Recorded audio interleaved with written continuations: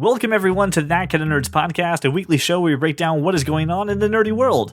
I am CJ Mellon, joined by Brian Thornton and Josh Burns. Triumphantly returned. Josh is back. We missed you. A lot of people missed you. I freaking missed you. I set up my mic, right, and I put on the cans, and I'm like, wow, this is awkward. It's been weeks. It's been weeks since since I donned the apparel.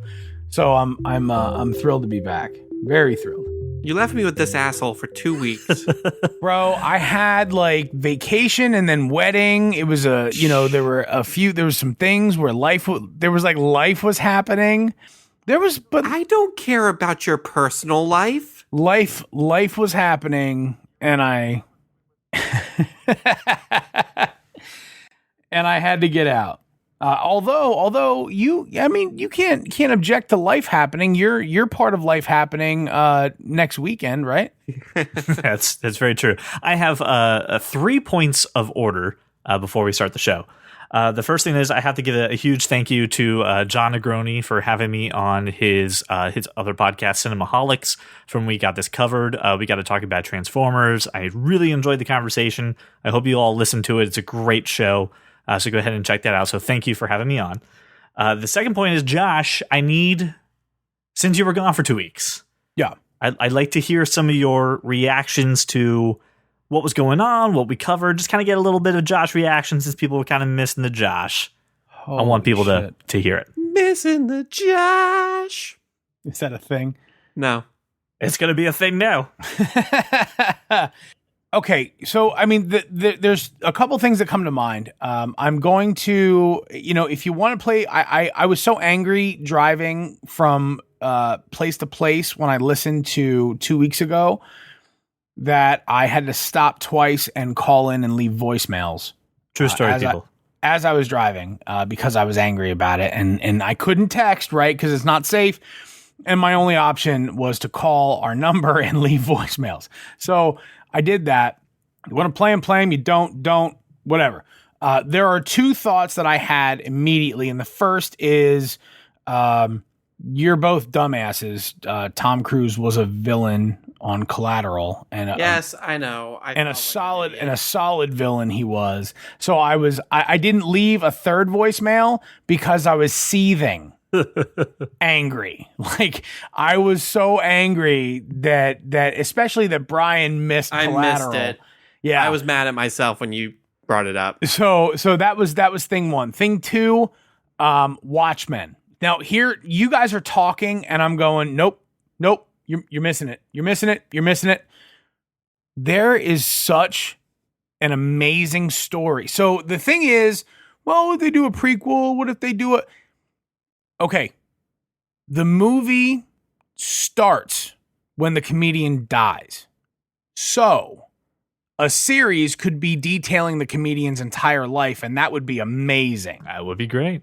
Well, that's a prequel, CJ, because the movie started when he died. That's the beginning of the movie. The graphic novel also starts when he dies. I'm just saying. And his life is told through a series of flashbacks as well as in the movie. It is, except in the movie and in the graphic novel, you still only get pieces. You get storyboards and panes. You don't get a detailed life. And that's like, imagine if they could tell the lives of these guys. Right, yeah. And how prior the comedian really to the beginning of the movie, and then the movie takes it from there. I agree. That would be good. Because Brian and I both agree the graphic novel was basically perfect and the movie was basically perfect, right up until the end. So it's already great. Now, if they want to re-explore that, I'm also okay with that too. Being a giant Game of Thrones fan, Song of Ice and Fire, the books, and actually turning off Game of Thrones when it went off the rails, off the rail, like season 4, I was done, right? But they've done so well since then that I came back into the fold. I think Watchmen's exactly the same thing. So it's such a good story that you could extrapolate a bit and be okay. If you want to play the voicemails, play the voicemails. I'll put them in at the end of the show. We can do it that way, so you can hear Josh's tirades to us as it's happening, almost like real time at the end of the show. So stick around for that. I did get some follow up real quick too before we get into the. Is this the third point of order? Because you said you had 3. Well, one more thing, and then I'll give the third point. So there's 4 points of order. Well, one of them is I want to hear Josh's is thank you. Why do you? 2 is we want to hear Josh's opinion. This is something else that someone else wants to hear his opinion on. Great, but why do you lie to me? So is it also a point of order? It's a point of order as well. It's a sub point of order apparently. Plot thickens. A Twitter follower, Simply Gwen, she had a question for you, Josh. She wanted to know if you ever saw The Fate of the Furious, if you saw that movie, and just your quick hot take and reaction to it. Of course, I pre-ordered it. It was available Tuesday. I watched it Tuesday night or Wednesday night. I loved it. It was better than 7. I cried at the end. It was awesome. And watching that now, I've decided to go 1 through 8 again sequentially, and I started that this evening. So I'm moving on to Too Fast after we're done recording, and it's a long weekend, so by July 5th, I will have watched all of them again, and 8. So, by the way, I watched the. I was going to say, how do you watch it? What order is this? 1 through 8. I just watch it sequentially. Okay. Or no, by release. Sequentially, by release. By release, because technically, sequentially, Tokyo Drift takes place in between 6 and 7. Yes. Yeah, but okay, by release. Okay. Sorry, my bad. That's why I asked. In order of release. There. But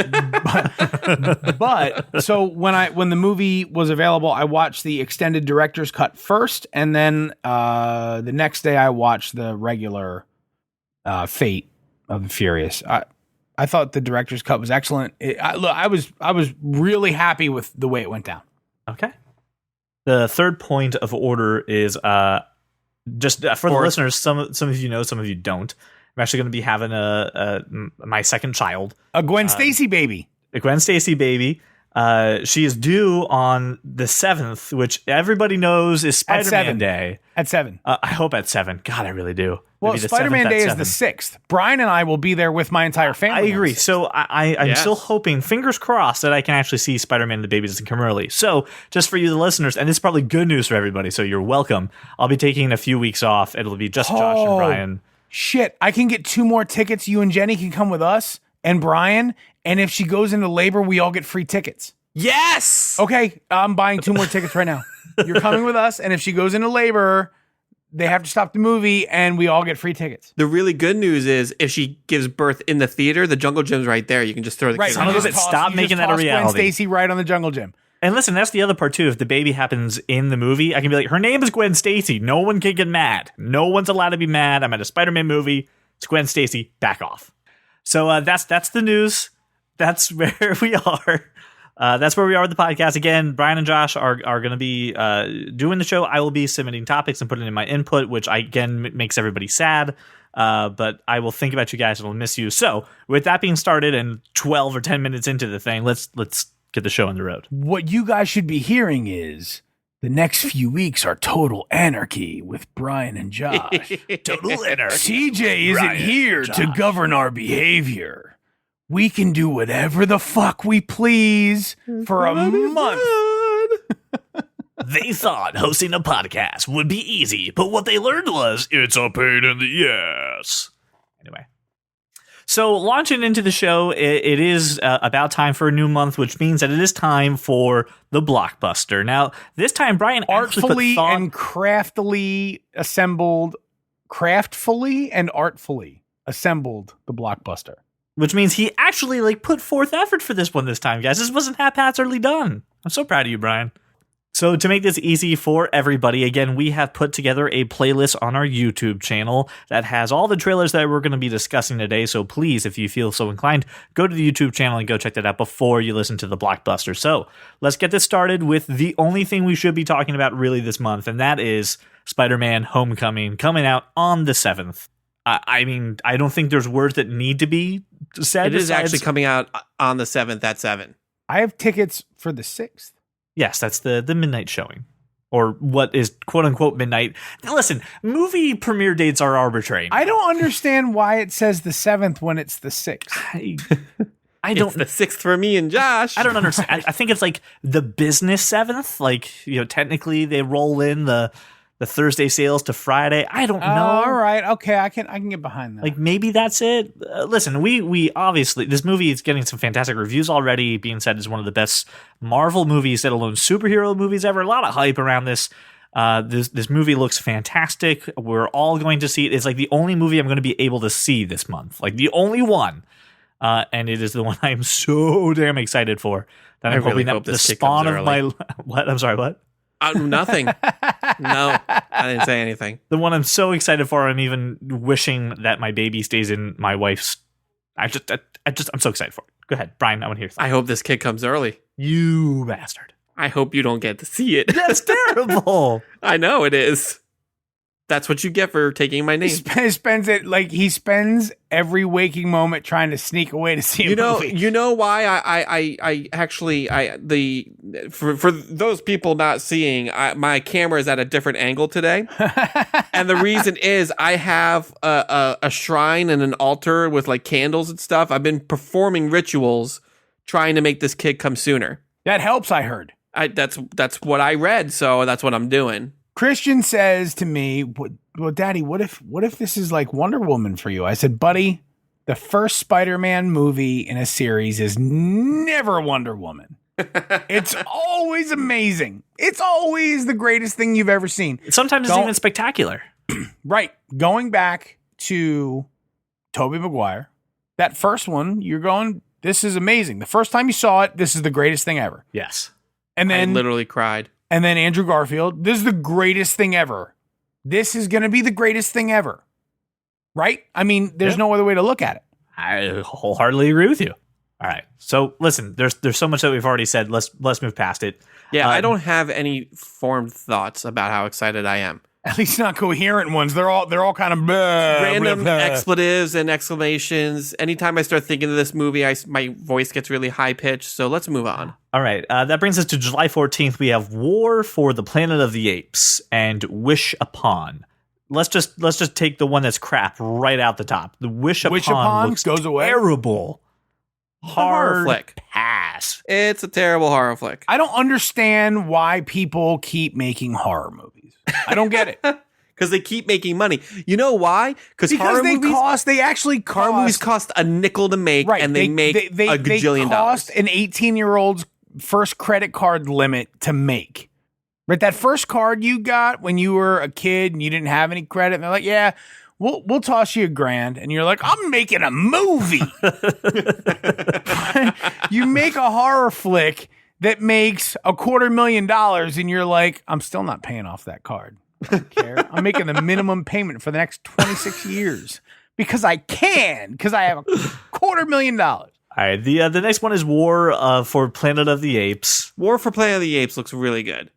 I haven't seen all the movies of this franchise, so I can't care. Well, shame on you. Shame on you. Well, I was never this movie series never grabbed me, even after watching what was the Origin one with James Franco? Rise of the Planet of the Apes. Rise of the Planet of the Apes. That didn't really I wasn't wow like everyone else was. So I mean, what?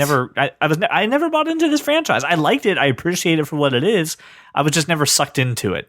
You're a damn dirty CJ.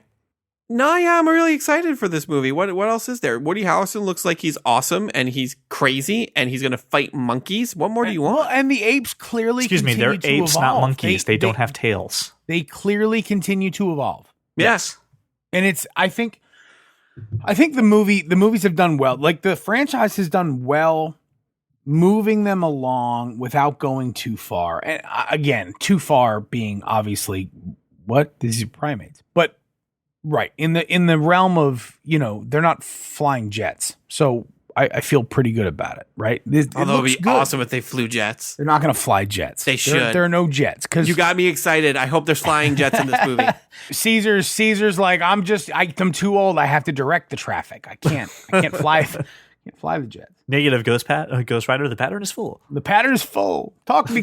Oh my God! There you go. You have the Top Gun Planet of the Apes. That's where the series ends. That's where it picks up. All right. So Brian, are you going to see this movie? I'm sure as hell going to try. Yeah. And Josh, I assume this is something that you're going to get on iTunes once it's available.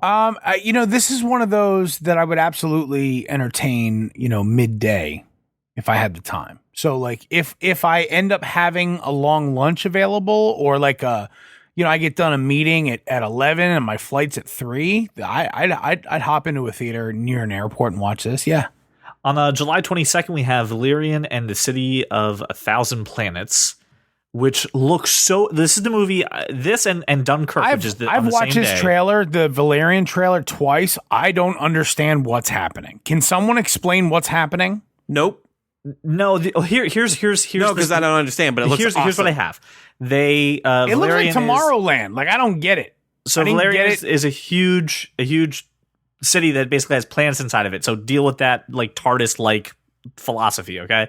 And everybody lives in peace, and there's some alien force, some invader, some bad guy coming to basically kill everybody that's there and disrupt the peace. So they hire these 2 kids, which I guess are like the best adventure bounty hunter people, to stop this from happening. And then the rest of it is just, I'm the guy who directed Fifth Element. Enjoy these wonderful fucking visuals. You are going to enjoy it so much. It's only to be experienced in IMAX. Just deal with it. And I'm going to miss this movie, and I'm very upset.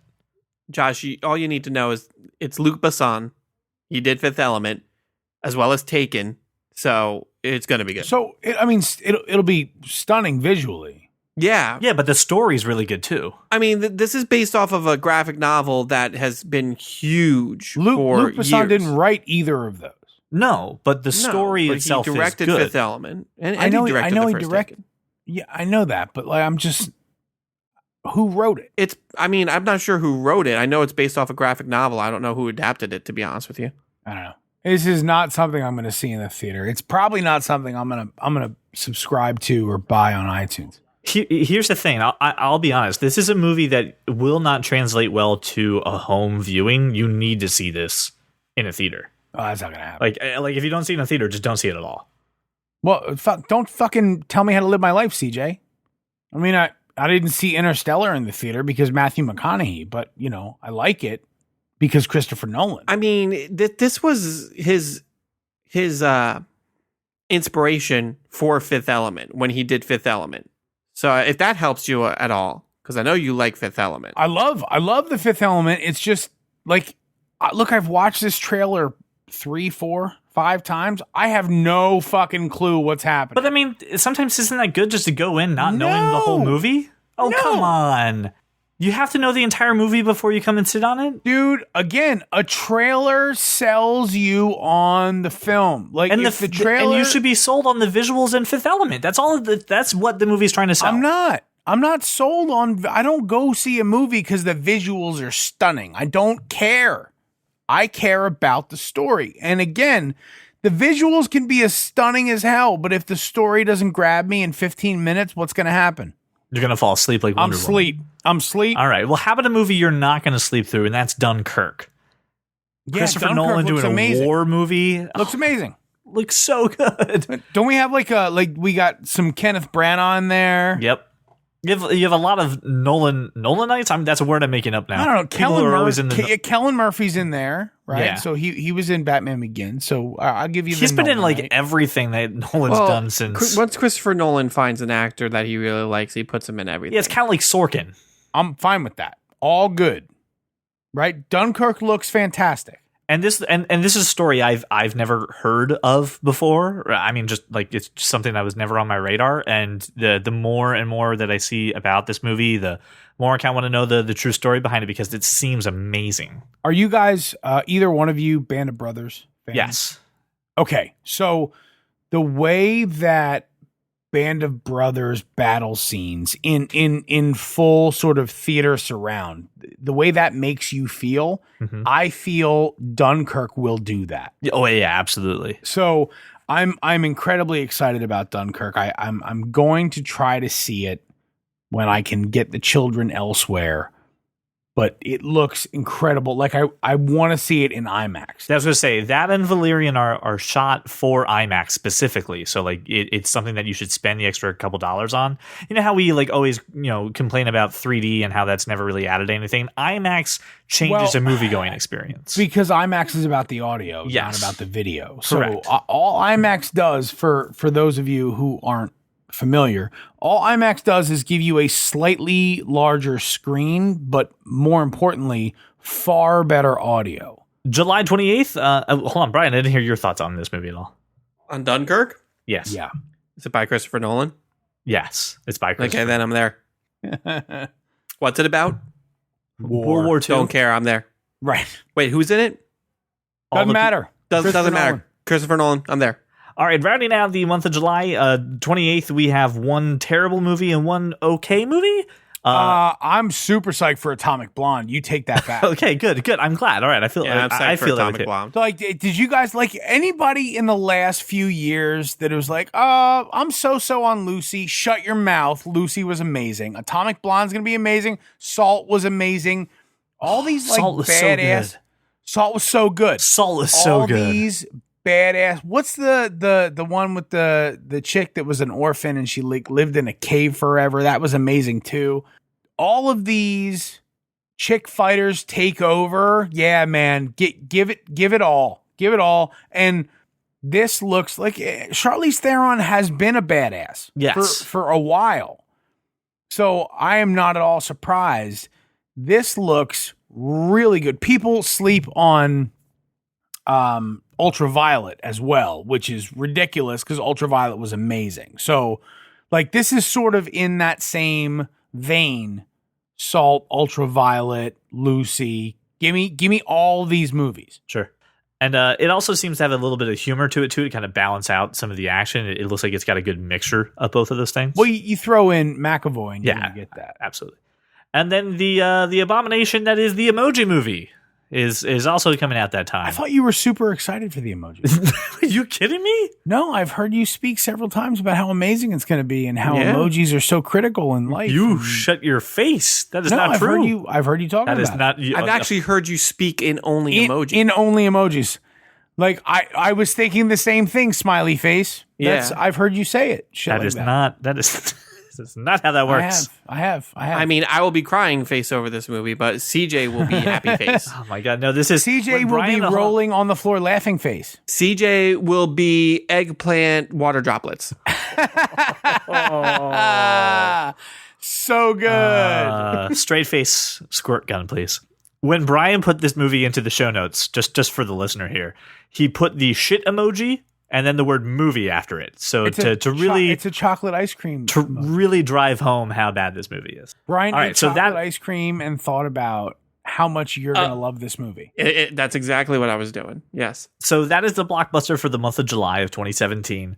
Obviously, listen, the top billing is Spider-Man Homecoming. Brian's probably going to see it 3 times. I bet, hold on. Seeing it twice in one night. I was just about to say, point of order, I think it's going to happen.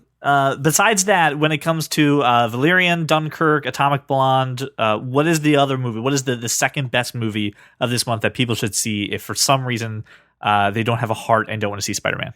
What? No. See Spider-Man. Brian's going to see it twice opening night. So everyone should go see Spider-Man. And then Dunkirk. I was going to say Valerian. I was going to say Valerian as well.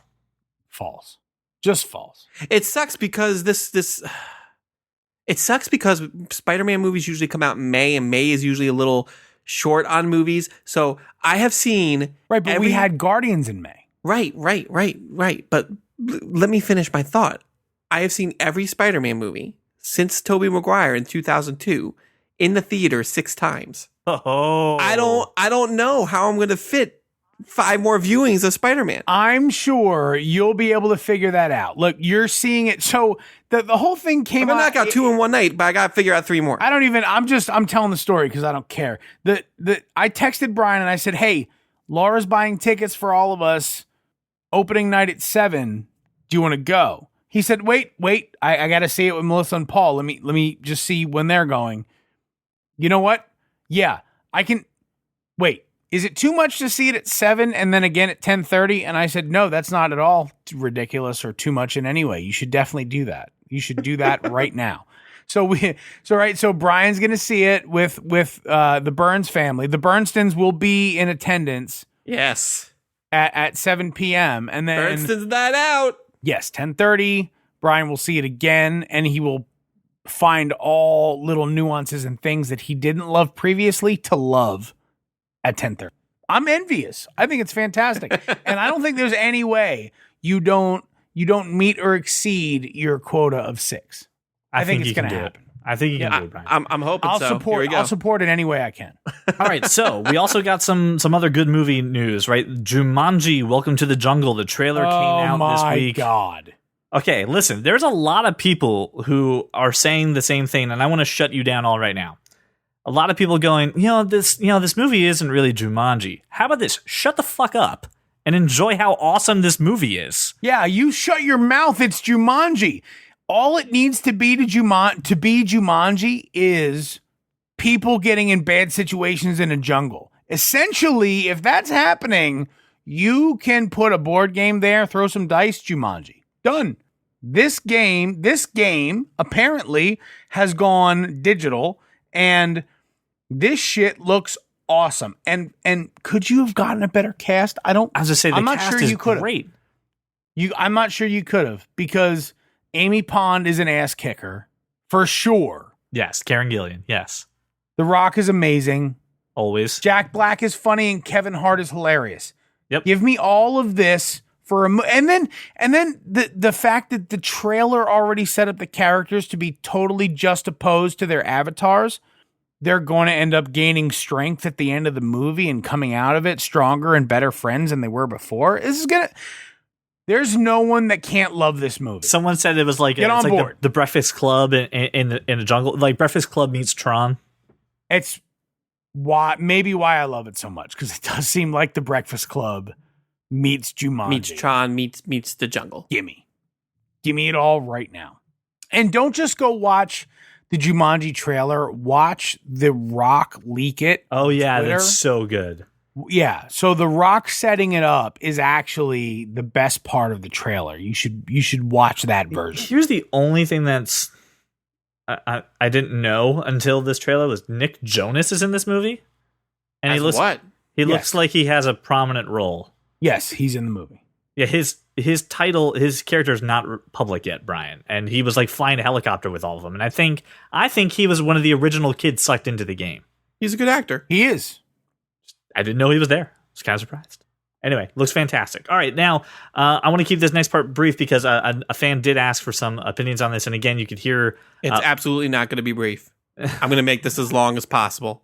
All right. Well, the next part is a little bit of a follow-up. And again, if you want to hear some of my opinions on the Transformers movie, you can go ahead and check out the Cinemaholics episode. But Brian, I do want to hear what you thought, because I obviously had some pretty harsh things to say about this movie. You had some very strong feelings. I don't agree with something very important. If it wasn't for the fact that I was doing a podcast about that movie, I would have walked out and left the movie halfway through it. It wasn't that bad. And I'll tell you the moment where it happened. The moment that I was ready to leave was when they were in the castle going through the whole line of the Witwickens. By the way, spoiler alert for Transformers, but fuck you. It's okay. Witwicky. No, the Witwickens. No, there's a whole... Oh, sir, it's the Witwickens.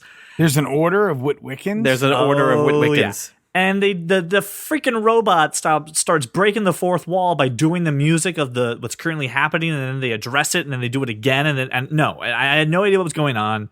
It bothered the crap out of me, and I would have left the movie at that exact moment. And you know what? I should have, because it was a big pile of donkey crap, and you got something out of this movie. So I'm very curious to hear what you thought about Transformers.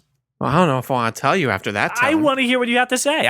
Please don't tell him. Just text it to me, and we'll I talk got you. At a later date. This movie was not as terrible as you were making it out to be. I did not say it was not bad. It's not good. It's probably the worst of the series, next to Revenge of the Fallen.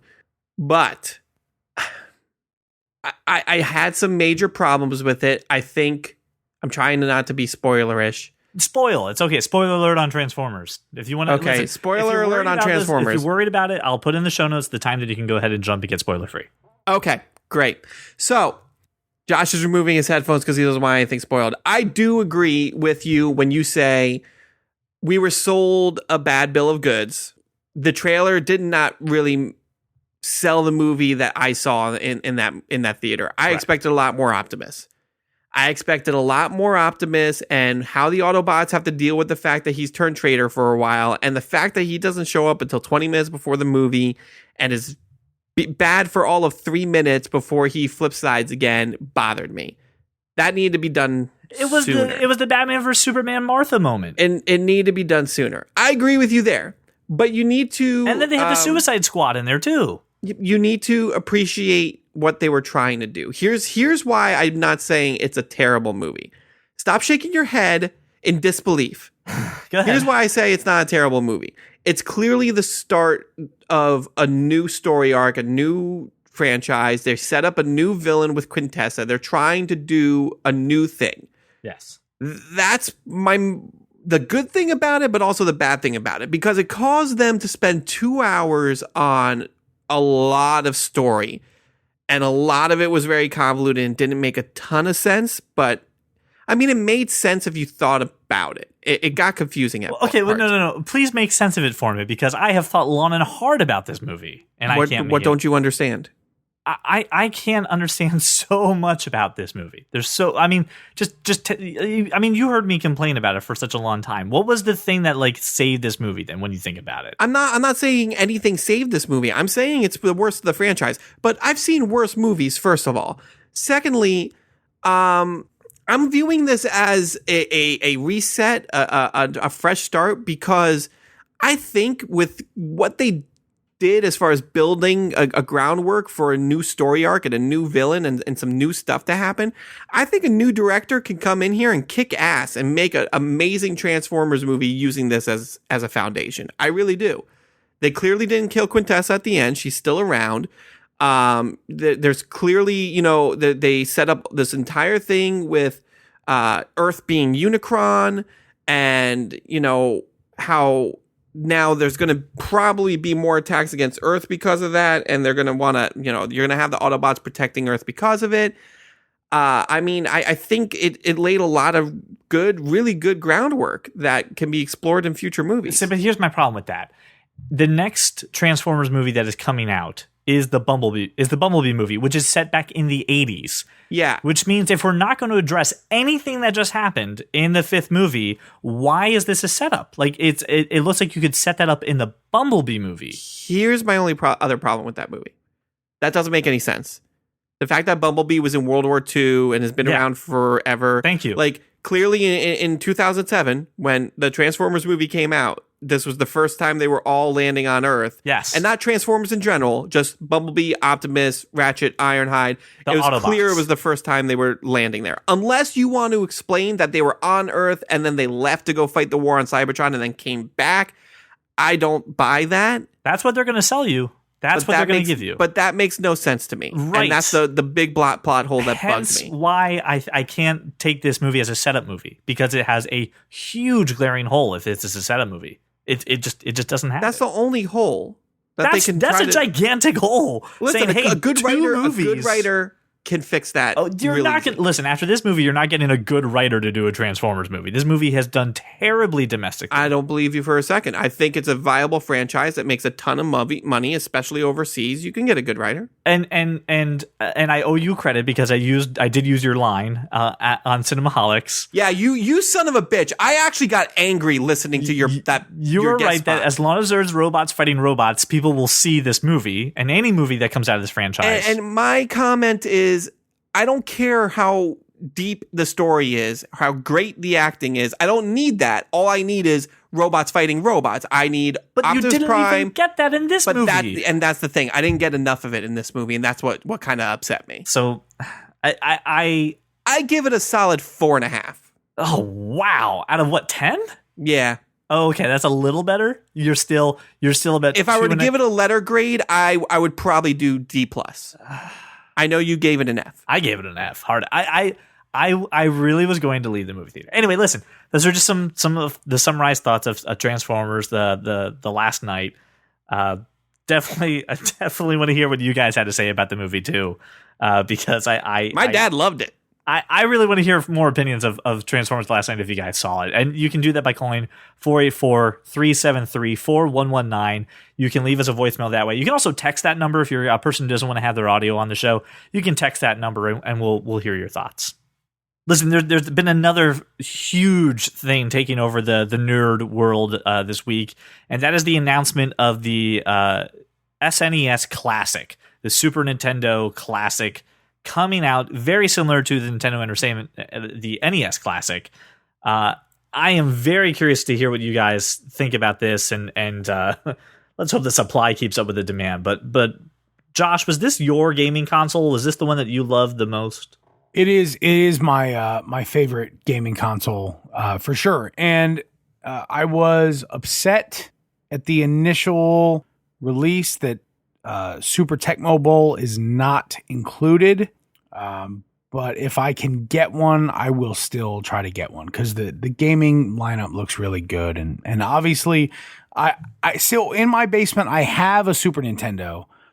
I'm just not sure that any television I have can hook up. Like, and even if it could, it would kind of be crappy because it wouldn't. Just get a RF modulator. That's what I got mine hooked up to. Yeah, I have mine hooked up to that, and I have it with an original one hooked up to my 4K TV, and it still looks shitty though, right? Like, at this point, I don't know why I'm just not building an emulator and Raspberry Pi and just do NES and SNES and N64. I don't know why I'm not doing that at this point, but I'm not, because I do know why, because I don't have the goddamn time. But you can buy them.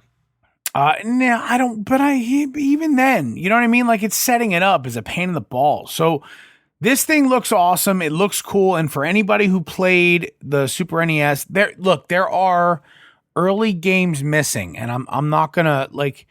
I'm not over the moon because games like NCAA basketball that were really pivotal to that console and Madden, they're not there. Yeah, but I mean, you still have Street Fighter, Donkey Kong Country. Yes, you have Street Fighter. Yes, but you like again, CJ. There are games missing that shouldn't be missing that I have problems with. I agree. I do. Look. You got Super Punch Out, and I'm excited for it. Christian is already familiar with Super Punch Out from the Wii U. So like I'm inclined to get this regardless, but I'm not going to be the guy waiting in line. If I can get it, I'll get it. If I can't, I can't. And that's the end of it. Brian, something I'm curious to hear about is there is, for the first time ever, never played, never before released, Star Fox 2 being included in this console. Why is this a big deal besides the fact it was never released, and why should anyone care about it? The first one's great. The first one on Super Nintendo and the N64 one are amazing. But like this game was like completed and never released for some reason. Like, it wasn't even like in development hell. It was done. And I think what they did, I'm not positive, but I think what they did was like, by the time it was ready to release, were moving on to the N64. So they were like, oh, we'll port it to the N64. And then that never happened. And then right. I don't recall Star Fox even being a thing on Super Nintendo. MK2, by the way, Mortal Kombat 2 was in fact a huge thing on Super Nintendo, and it's not on this console. I have problems. It's because they don't want me beating your ass at that game. Don't open up that can of worms, please. Here's the thing I'll say. Star Fox, especially in early Nintendo times, right till the N64, was kind of a staple between the Super Nintendo and the N64. It was a pretty big game. It was very popular. It was definitely Mario, Zelda, and Star Fox were the big three. Yeah, but even like A Link to the Past was sort of the shittiest Zelda you bite your tongue. Do not finish that sentence. What? It wasn't great. Do not finish that sentence. No. It wasn't great. No. Like, it was okay. No. But in terms of Legend of Zelda games, it wasn't close to the best. It wasn't anywhere close to the original Legend of Zelda, and it wasn't as good as Ocarina of Time. I agree with you on that. If it's not in the top two, then who gives a shit? Because it's better than some of even the most recent releases. Well, okay, fine, but like it's still not like I can still go back and play the original Legend of Zelda, and I can play Ocarina of Time. So why do I care about this? I guess is what I'm asking. Because it wasn't. Because it's the number 3 Zelda game. Well, yeah, maybe now that we have. I'm not sure it is number 3 either. It's just I didn't get like super deep into them, but like this wasn't one of my favorites for sure. I can understand that reasoning, but I can't. The way you phrased it earlier, like I'll play A Link to the Past. That was like a trigger warning for Brian. Like I don't know. A Link to the Past, cool. Before I'll play some of the like super new ones, but I'm not there. I'm going to let Brian simmer, and I want to say this. I'm going to include. Why? Don't let him simmer. Let him flame on. Go ahead. I think you broke Brian. There are no words for how upset with you I am right now. So I also like to scour the internet for the weird and obscure and strange topics, and it is time to get the tech perspective. Oh, thank you so much. Damn it, Josh! That is not the theme. No, not the theme. I gotta tell you, 2 weeks to listen to the podcast, and I'm going, wait, here it comes. And it's different every time. He's a goddamn jazz musician over there. So I know this. Ready for the fun part? This is when Brian just kind of shuts down and says, "I don't really care." But Josh and I get to be very happy to talk about this. Virgin Mobile is going to be the only carrier in the U.S. to offer iPhone exclusive. Only iPhones now are getting rid of Android service, and they're offering the first year of unlimited service for $1. $1. And this is big news in the sense that you can get a nice premium device on a prepaid network, no contract. But the whole other part is the company is not going to be selling any more Android devices. They're going to go iPhone only.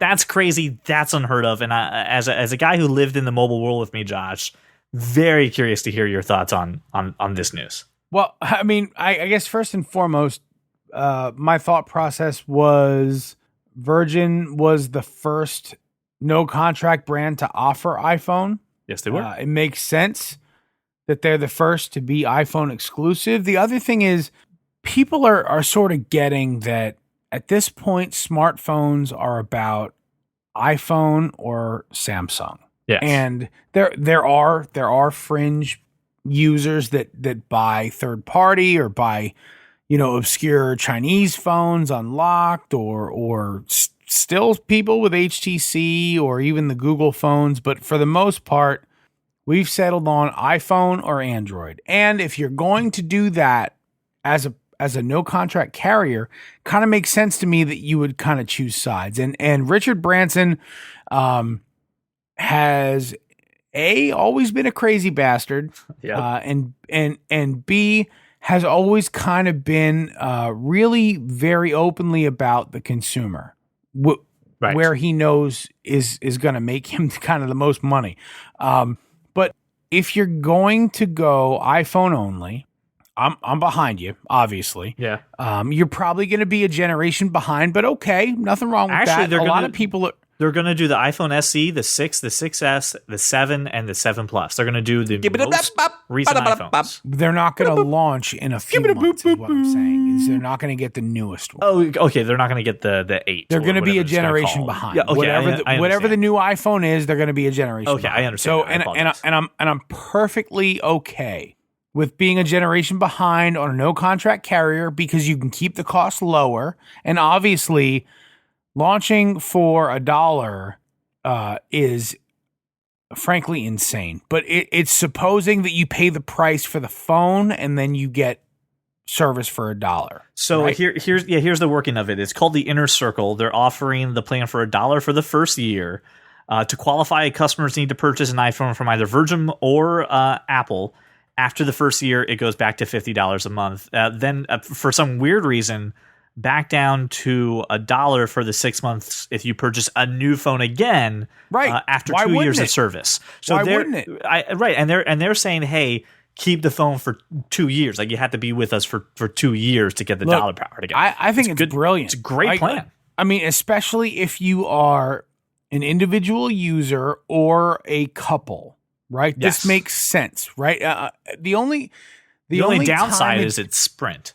Yeah, but you know what, man? I mean, for the most part, in major metros, Sprint is just fine. Absolutely. I agree with you. Nothing wrong with Sprint. So Correct. I'm fine with this approach, especially when you consider they're basically adopting the same sort of attitude that the big carriers have, which is if you buy a new phone, we'll go ahead and discount your plan.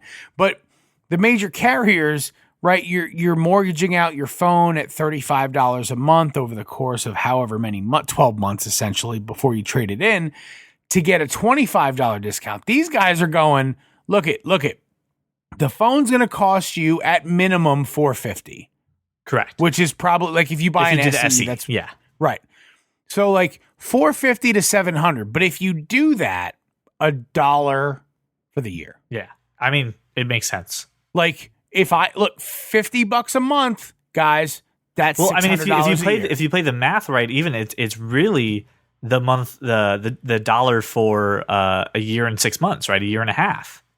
Because when you buy a new phone, they give it to you again. So I mean, because you're stretching it out. Yeah. So I mean, listen, it's a really cool thing. I think it's bold that they're a carrier who's saying, just like you said, listen, it's either iPhone or Samsung, and if it's Samsung, it's the real phone. It's not these, brand phone that you never heard of, or it's a stripped down Galaxy something. You don't want just Galaxy, you want the Galaxy, and it's a bold move, and I'm really curious to see how it pays off for them. For those of you who live and stay and don't really venture out of major metros, you should absolutely look into this. This is a really big deal for mobile, for you, and frankly, for everyone who cares to use an iPhone. But again, stressing, if you stray outside of major metros frequently like I do, you still need a major carrier. Yeah. It's a bold move, Cotton. Let's see if it pays off. Right. So I'm a huge fan of, this is going to sound weird to a lot of people, Google Photos. It's the one part of Google that I'm in for. I'm updated on Google Photos. I'm backed up. And what they added at Google I/O is the ability to share photos with friends a lot faster, to start recommending friends, and basically getting things that when you take a picture nowadays, really, sometimes you never see it again. If you post it on Instagram, you post it, some people scroll through it once, and then you never see it again. Or sometimes you take pictures of people, and then you never show it to them. I got to tell you, CJ, nobody ever just scrolls past one of my photos. No, especially on the Pig Parker. I most certainly, study every detail, every line, every bump, every follicle. I study it all. So they listen. Here's a real cool thing. They have a new feature called suggested sharing, which will basically look at pictures and say, "Hey, this is a picture of Brian. Did you send this picture to Brian? Well, we can send it to Brian if you like to send it to Brian. What if it's a dick pic? Well, then at that point, it's like, this is too small to recognize. What is this? Is this supposed to be only for your pics? But what if it was like Josh's? I got to tell you, not of Brian. And then they also have shared libraries, which is very similar to like iCloud Photo Stream. But again, the best part is this with the iPhone, right? Because let's just talk about that, because that's what kind of nerds we are. If you are putting photos onto the cloud, there is a limit to this, and then you have to pay Apple to get more storage. And Google Photos is like, screw that. It's all free. It's all unlimited. As many as you want. So it's a great thing to do for people who are sharing across families, especially if you're sharing across device. If you have someone in the family who is an Android holdout, this is a great way to get people's photos together, and then it suggests to share it with them. So I just wanted to bring that to light. Well, for me, Google Photos is more about the photo assistant that puts together videos and collages and other kind of cool things. That's my favorite feature. Listen, the faces thing and the suggested sharing, Apple does that, and it's cool, right? Google does it. It's cool. I like Google Photos for the backup. I like Google Photos for the assistant. It's, for me, it's catching up at this point with what Apple's already been doing with the faces and the suggestions. And it's the only part of Google that's actually told people, we're not going to sell your data to other people. We're not going to push ads on you. There's no ads in Google Photos, and they're not going to sell your pictures to show up on some random ad. So it's the one place where Google actually takes privacy seriously, which is, fantastic. Finally, from my news of the internet that just requires me to go, excuse me? Panasonic is releasing a deodorizing hanger that'll get rid of the smells of your clothes. Now, here are the smells that they specifically listed in the article. Are you ready for this? Sweat, smoke, and meat smell. Yeah, when you go to like the Brazilian steakhouse and you get the meat sweat. This sounds like a terrible strip club. Stop. Because I have a story to tell. Oh God, please let me hear this. And I'm going to tell the story for the listeners, for everyone. And good luck cutting any of this shit out. Here's the deal.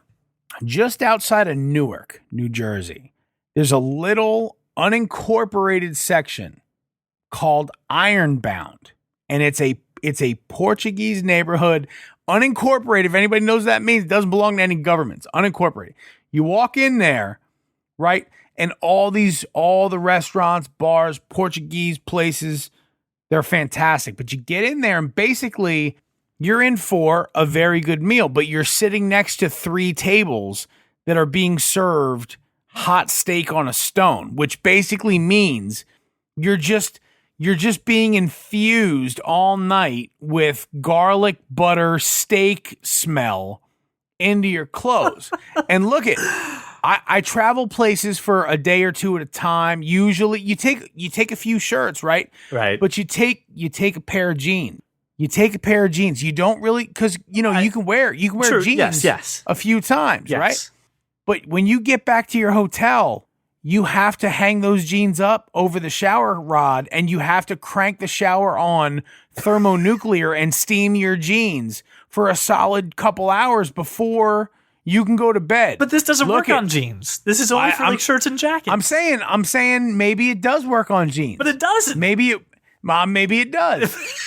You can't just say that. It doesn't make it better. Listen, you can't tell me there's a hanger that takes away meat smell and not take it away from my jeans. Maybe it does. I don't give a shit if it doesn't. Maybe it does because it says grilled meats, and I'm there in a room of Portuguese people who don't like me because I don't speak their language, and they bring me different drinks and they bring everybody else. I swear to God, that's an actual thing. Listen, this restaurant has white sangria and red sangria. You know what they brought me? Red. Orange tang colored sangria. I swear to you, everybody else had white or red sangria. Me and my buddy were sitting at the table with orange tang and white wine. I swear to God. Here's the news for you, Josh. It's on Panasonic's website, but only for Japan. It's supposed to be released out in September. It's going to cost 20,000 yen, which is about $179 Japan, US. what consumes more raw fish than any other country in the world, has the thing that takes away the smell of grilled meat. This seems like it would work best in Texas. I'm just trying to figure out my entire laundry room situation with my washer dryer, my folding mate, and now this hanger. between the smoke. Here's my question: can't Febreze solve this problem for like $6? I don't understand why you need a $180 hanger. Between the smoke, the sweat, and the grilled meat, this should either be in North Carolina or Texas. All right, this is, I'm really excited. This is actually going to be a new segment that we're going to be doing. And it's called The Nerd Degree. And the Nerd Degree is where that kind of nerd gives a topic, a product, a movie, whatever, the third degree. Oh, I see, because nerd and third rhyme. That's how that works. That's how it makes sense. It's an inquisition of sorts, and we will decide if this will pass or fail. Is this a pass or fail? Does anyone expect it?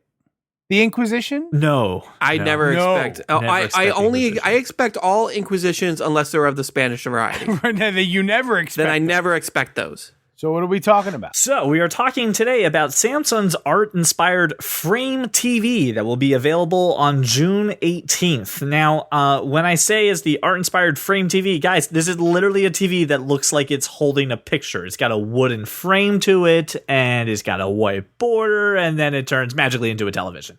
And the pictures that they're putting out have it like literally surrounded by other art. Why would we want a wooden interchangeable bezeled television? Like, what is this? Why? What is this? Can I ask a follow-up question? Fire away, sir. Am I super rich? No. Well, I don't know. Maybe you are. Brian is, but not you. Like, I can tell you Brian has one of these in pretty much every room I'm thinking of the palatial estate. I'm thinking antitrust. That's what I'm thinking. You know that scene in Antitrust? Oh, yeah, super good with the art that moves. Yeah, with the art that like keeps changing every time he enters a room. So that exists. There's a thing that does do that, where you can actually buy works of art digitally and it displays it on it. This is not that.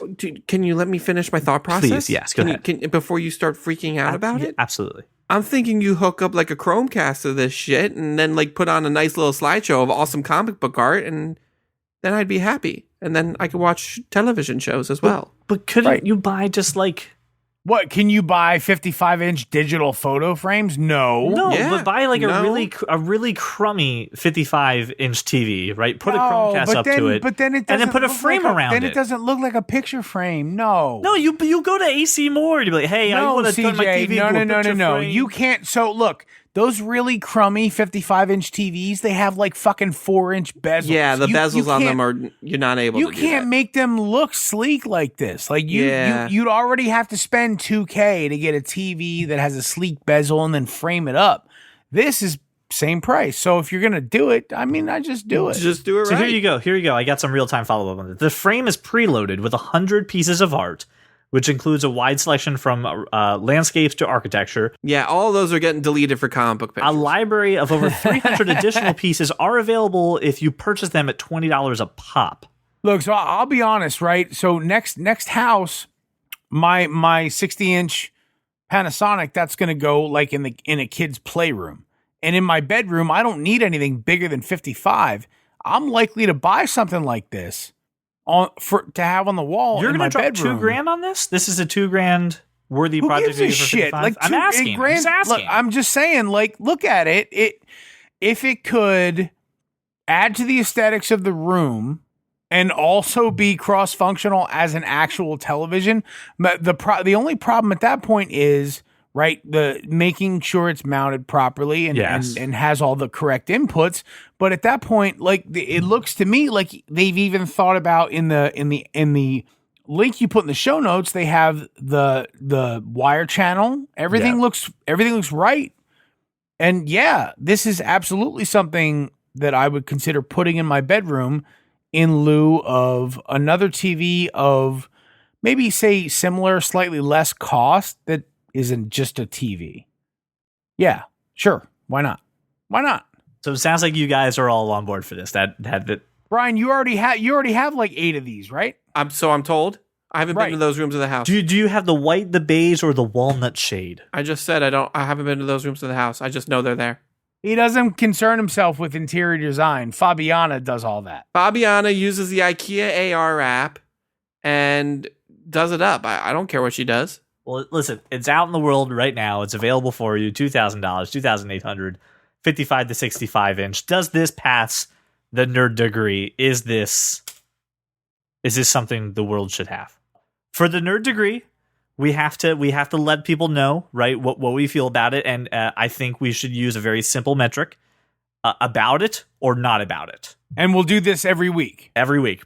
I'm about it. Josh is about it. I too am also about it. From a high level perspective and just the concept as a whole, I'm about it.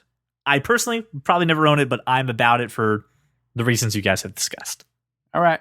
Huzzah!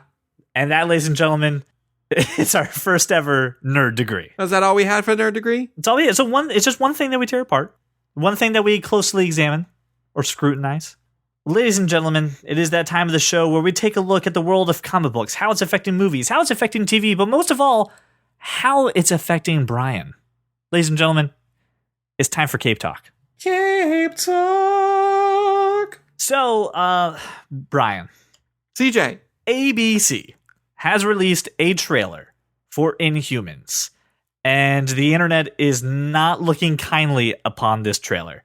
No one really was sold with the set photo, the photo that we got, and this trailer apparently is not making it any better. I'd love to hear your thoughts as to what the heck is going on in this trailer. Why are nerds enraged about it? I don't know why nerds are enraged. I actually like the trailer. Oh, yeah? Why are nerds enraged by this? There are a couple of people that says this feels like a soap opera with superheroes. It feels like a General Hospital kind of feeling. It's just very like overacted in some parts, very thrown together. One guy never speaks. How is it overacted? It's not him. Ramsey It's Bolton. the other, and then the costumes. Yeah, Ramsey Bolton did most of the talking in that trailer. Right, and then the costumes are very. People are not happy with the wig that one woman wears. I mean, people are not happy with the costumes. Okay, shut up, people. So then, can you give it a chance? Listen, that is their argument. Why is that ridiculous? Why are they completely off and missing the point? I'm not saying it's ridiculous. I'm saying it's a pilot. It's a trailer for something that's not even out until September. That I'm sure is going to look different on the screen.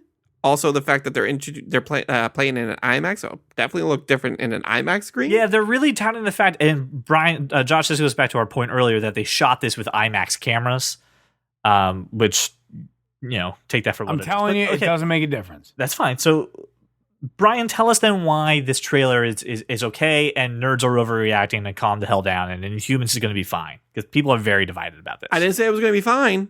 Oh, okay. So you think the show's not going to be fine? I was neither highly impressed nor highly disappointed with this trailer. I looked at it and I said, it's a trailer. I'll watch it. I will most certainly give it a chance.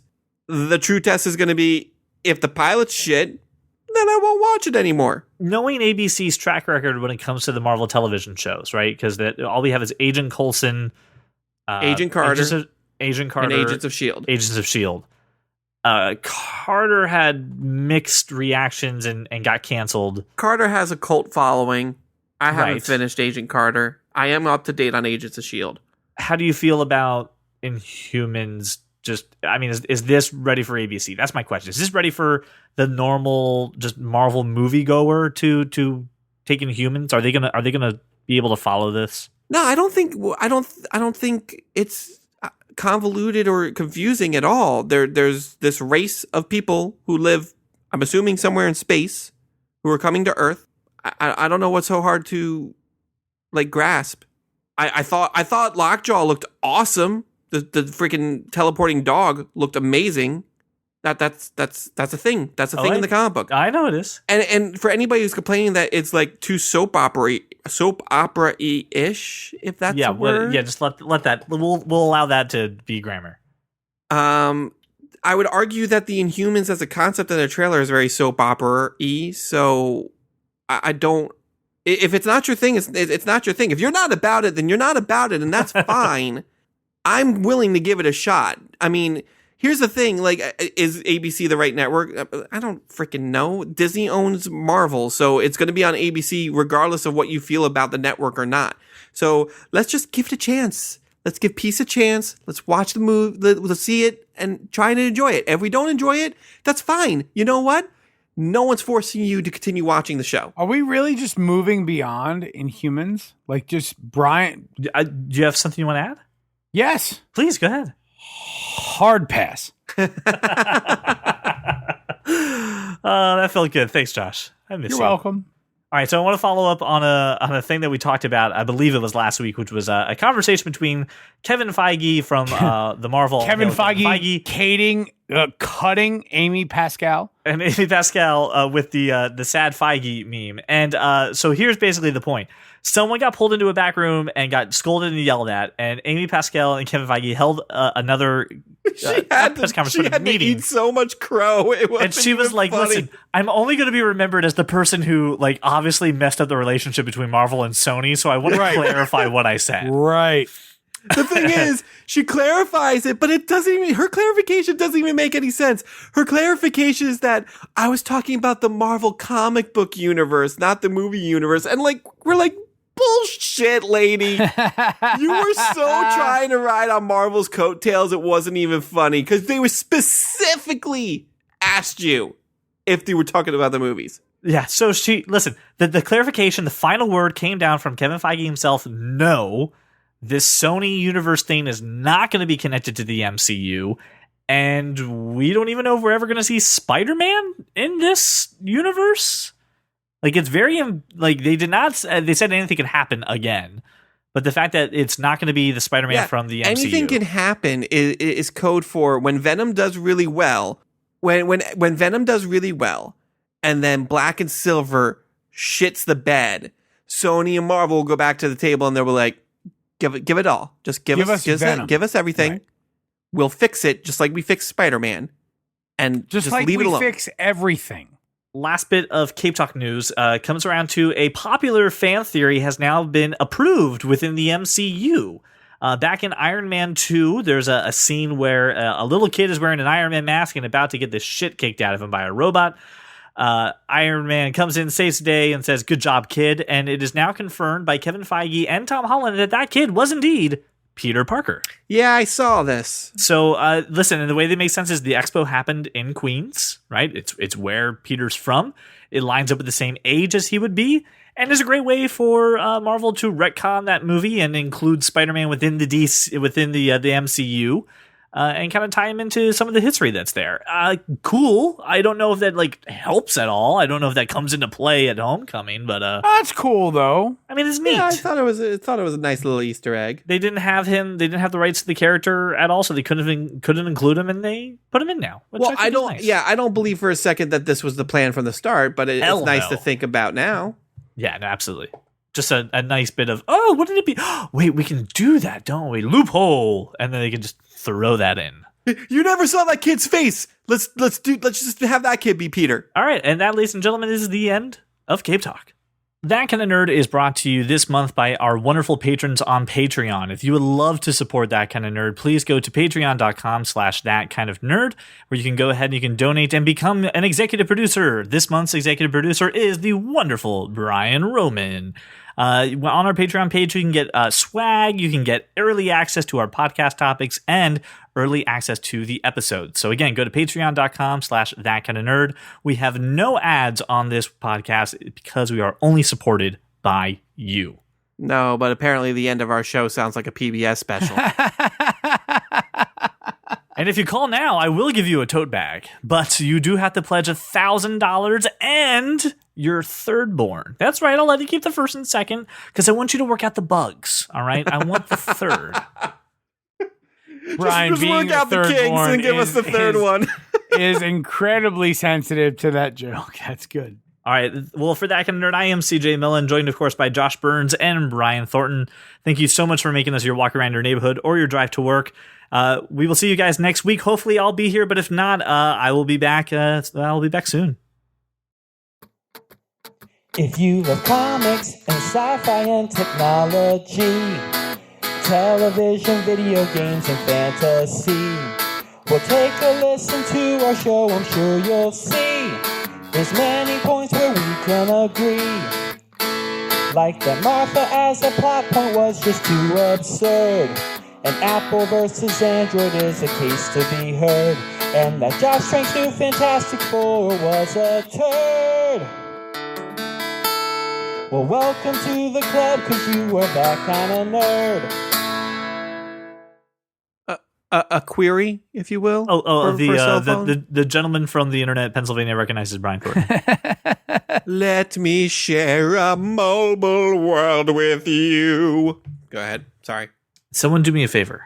I need 3 pixie sticks to Brian's stat, and I want a red, a blue, and I know you're going to object to this, but an orange, just because it makes you appreciate the other 2 flavors. And you're like, I'm making a movie. This is Josh Burns. God damn it, CJ. So, can you name a movie that takes place in the wilderness where we're trying to catch a killer? Do you remember how awesome you said The Revenant was going to be? Do you remember? This looks 100 times better than The Revenant and has the added bonus of starring Jeremy Renner. That is all.